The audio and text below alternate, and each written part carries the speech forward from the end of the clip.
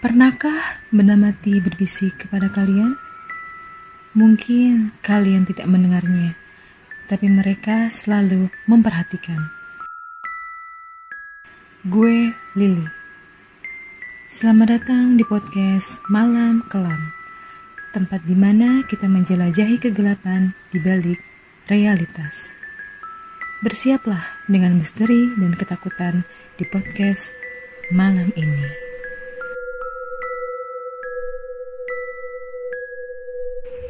Madiun, Jawa Timur menjadi saksi tentang kisah ini. Kisah yang dialami oleh seorang pemuda yang tinggal di Bade, Kecamatan Dagangan. Malam itu, Trisno sedang bermain PlayStation di rumah temannya, di wilayah Pasar Pagotan. Kebiasaan anak-anak dari dulu sampai sekarang kalau sudah memegang remote yang bisa dipijat-pijat itu, pastilah lupa waktu.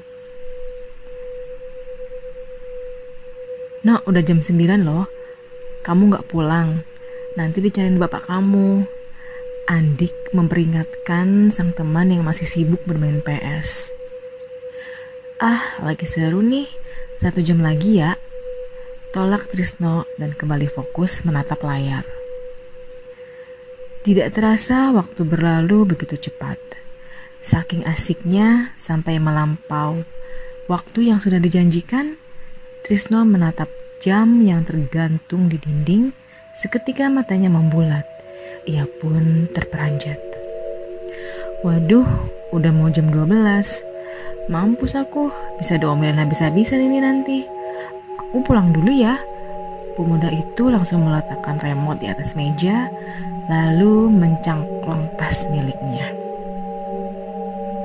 Trisno langsung mengeluarkan kunci motor, kemudian berpamitan kepada sang teman. Kini ia mengendari motornya dan bergegas pulang. Memasuki area Mungkung, awalnya jalanan masih terang. Ada beberapa orang yang juga berlalu lalang menggunakan mobil maupun motor. Namun, saat memasuki kawasan Segulung, lampu penerangan mulai berkurang dikarenakan desa tersebut dikelilingi hutan. Sedangkan untuk di wilayah Bade masih harus melewati area hutan yang lebat itu. Angin dingin mulai menerpa, menembus hingga ke permukaan kulit. Trisno merasa kedinginan. Ia menaikkan resleting jaketnya agar hawa dingin yang merasuk berkurang. Mendadak, sekelebat bayangan putih melintas tepat di bawah roda motornya. Sontak saja membuat berhenti secara tiba-tiba. Astagfirullah. Trisno melihat benda putih yang melintas di bawah motornya tadi masuk ke semak-semak. Mungkin saja itu kucing, pikirnya. Ia pun kembali melanjutkan perjalanan. Tiba-tiba mesin motor berhenti di tengah jalan. Ya Allah, kenapa lagi ini? Jangan sekarang dong mogoknya. Gak lihat posisi apa? Rintihnya memohon pada benda beroda 2 itu, tetapi percuma. Sekalipun dimaki, motor itu hanya bergeming. Buru-buru Trisno mengambil ponsel dan menyalakan senter dari sana. Ia melihat speedometer bensin sudah paling akhir. Ternyata ia kehabisan bensin. Mau tidak mau, ia harus mendorong motornya sambil mencari rumah yang menjual bensin.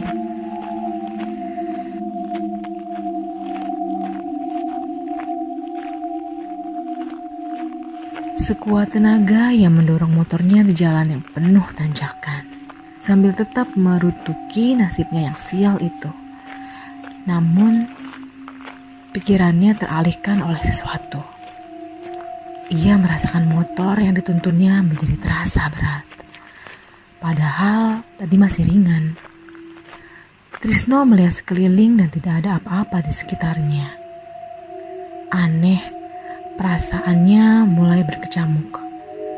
Ditambah hidungnya mencium bau anyir yang kian lama kian mendekat. Merinding, sudah tentu. Mau lari? sayang sama motornya. Trisno hanya bisa melantunkan doa-doa yang sering diajarkan sang ayah kepadanya.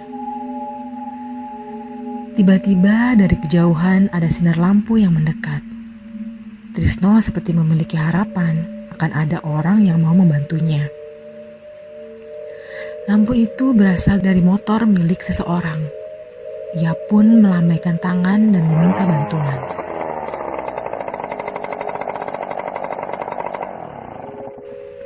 "Pak, tolongin saya ya, motor saya kehabisan bensin, Pak," seru Trisno saat melihat dua orang pria separuh baya. Awalnya orang yang menaiki motor itu ingin membantu, tetapi mendadak tercengang. Bola mata mereka membulat seperti melihat sesuatu yang menyeramkan. Tanpa berkata-kata lagi, orang itu pergi mengencangkan tarikan motornya dan meninggalkan Trisno begitu saja. "Loh Pak, tunggu. Kok malah ditinggal? Aduh," suruhnya sambil meneriaki kedua orang yang sudah pergi meninggalkannya. Trisno menghembuskan nafas kasar sambil mengernyitkan dahi, bingung dengan aksi barusan. Tak mau berlarut-larut dalam pikirannya aneh sekaligus bingung, ia pun melanjutkan mendorong motornya hingga tiba di depan sebuah rumah yang menjual bensin. Namun sayangnya toko itu sudah tutup. Nekat, Trisno pun memberanikan diri untuk mengetuk pintu agar sang penghuni rumah itu terbangun. "Assalamualaikum Pak, Bu, saya mau beli bensin." Meski ia tahu perbuatannya salah, tapi mau gimana pun ia harus mendapatkan bensin dan segera pulang. Ia lebih takut dimarahi ayahnya ketimbang siapapun itu. Dari dalam rumah, seorang wanita yang tengah terjaga samar-samar mendengar ketukan pintu. "Pak, bangun. Kayaknya ibu dengar ada yang ngetuk pintu rumah kita, Pak." "Siapa toh, Bu? Malam-malam juga." "Nggak tahu, Bapak lihat aja." Pria bernama Wahid itu turun dari kasur dan membuka pintu rumahnya. Ada perlu apa ya? Bingung. Karena melihat seorang pemuda sudah berdiri di depan pintu rumah. "Maaf, karena mengganggu malam-malam Pak, motor saya kehabisan bensin. Saya melihat Bapak jualan, jadi saya memberanikan diri untuk mampir. Saya harus segera pulang. Orang tua saya pasti khawatir karena ini sudah larut malam. Mohon bantuannya Pak," terang Trisno pada sang pemilik rumah sambil menunjuk ke arah motornya. Wahid menatap motor milik Trisno dari kejauhan. Penglihatannya yang tadi masih samar-samar karena rasa kantuk pun langsung menghilang begitu saja saat menatap motor yang terparkir di dalam rumahnya. "Astagfirullah, ya Allah, kamu tadi dari mana nak?" "Kenapa Pak? Saya dari rumah teman. Ini mau pulang ke Bade." Wahid menepuk bahu Trisno kemudian mengiringnya ke motor. Mulanya Wahid ingin mengisi bensin, tetapi saat dicek masih penuh. Ia akhirnya tahu bukan bensin yang menyebabkan motor itu mogok. Ia pun mendekati Trisno sambil berbicara lirih. "Nak, motormu mogok bukan karena bensin. Bapak sudah cek, ini masih penuh kok." "Loh, iya kah?" Trisno melongok ke arah tangki bensin, benar-benar masih terisi. "Lalu, kalau bukan karena kehabisan bensin, kenapa motorku bisa mogok ya?" umamnya dalam hati sembari menggaruk kepalanya yang tidak gatal. Wahid menepuk bahu pemuda yang tampak kebingungan itu. "Saat sampai di rumah nanti, tolong jangan langsung masuk ke rumah dulu ya. Suruh orang tuamu mengambil seember air untuk disiramkan ke tubuh kamu dan juga motor yang kamu naiki ini. Paham tidak nak?" Belum sempat Trisno menanggapi ucapan pria yang berada di hadapannya itu, Wahid pun melanjutkan berbicara. "Lain kali jangan pulang terlalu malam, apalagi malam Jumat. Sebaiknya berada di rumah saja, biar tidak diikuti oleh makhluk ini. Bagai disambar petir, tubuh Trisno bergetar hebat. Ia mulai paham kemana arah perbincangan mereka.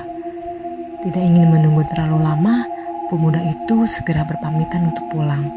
Motor yang tadinya mogok sudah bisa menyala karena dibantu oleh Wahid. Namun pria itu tidak bisa mengusir makhluk yang sudah mengikuti Trisno sejak memasuki kawasan hutan. Keringat deras bercucuran, dada terasa diimpit benda keras. Bulu kuduk ikut meremang. Mengiringi perjalanan, Trisno merasa sesak nafas. Ia terus melaju tanpa menengok ke belakang. Dipikirnya sekarang adalah ingin cepat pulang dan bertemu dengan kedua orang tuanya. Tepat pukul 12:25, ia sampai pekarangan rumahnya. Sang ayah sudah siap membawa rotan di tangan. Sudah hafal betul cara menghukum anak bandelnya itu. Namun saat melihat Trisno membawa sosok yang mengerikan di jok motornya, buru-buru pria itu masuk ke dalam rumah lagi untuk mengambil sesuatu. "Bu, Pak, ambil air. Bu, cepetan ambilin air," rengeknya di depan rumah. "Astagfirullah, Nok, kenapa jam segini baru pulang?" sahut ibunya dari dalam rumah. "Bu, ambilin air sekarang, nanti aja ceritanya." Trisno terisak-isak sambil terus minta diambilkan air. Air pun mulai membasahi tubuhnya. Merasa lega karena sudah disiram air, ia pun terduduk lemas dan menangis seperti anak kecil. Ibunya hanya menatap dengan keheranan.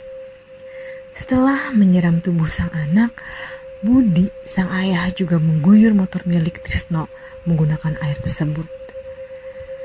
Setelah memejamkan mata dan membaca beberapa doa, barulah makhluk yang mengerikan itu lenyap.